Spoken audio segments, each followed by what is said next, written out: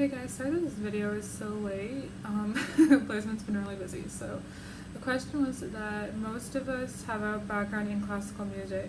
So my background is actually, it's in Western music, but not so much classical. And my degree is actually not in music.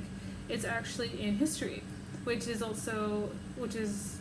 covers everything from Western history to Middle Eastern and that kind of thing. So in terms of a musical experience, I've learned it through the Western style of music, which is, reading measures, theory practice, scales, stuff like that, and the way that music is written is very Western.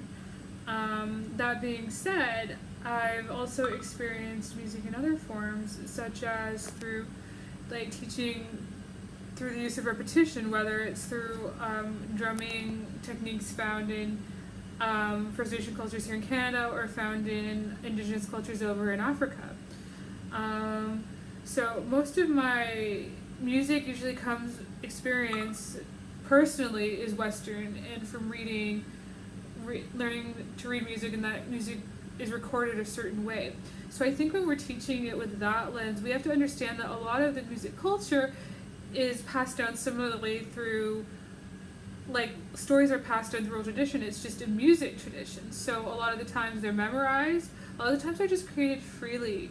So I think what we have to remember is that we're so used to reading notes off a page that a lot of the time music is free and it's flowing. It's created through different means, and it's used almost as a language to communicate feeling or thoughts, or even sometimes ideals. It can be very politicized a lot of the time, as well as through history, especially through rock music, that a lot of music is used for political action.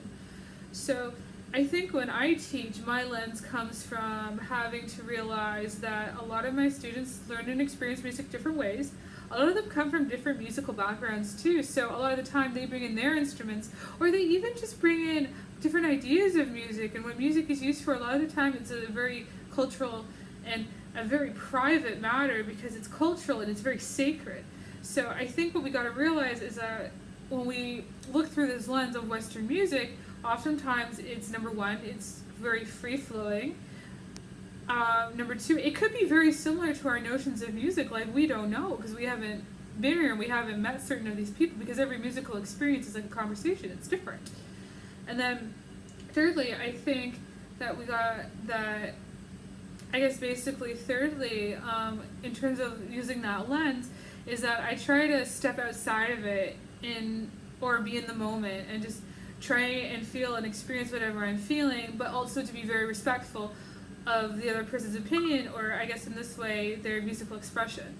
So anyway, that's my thoughts on the matter. Thanks so much. I'm sorry that this video was so late, but hopefully that's helpful or that's insightful to anyone. Thanks. Bye.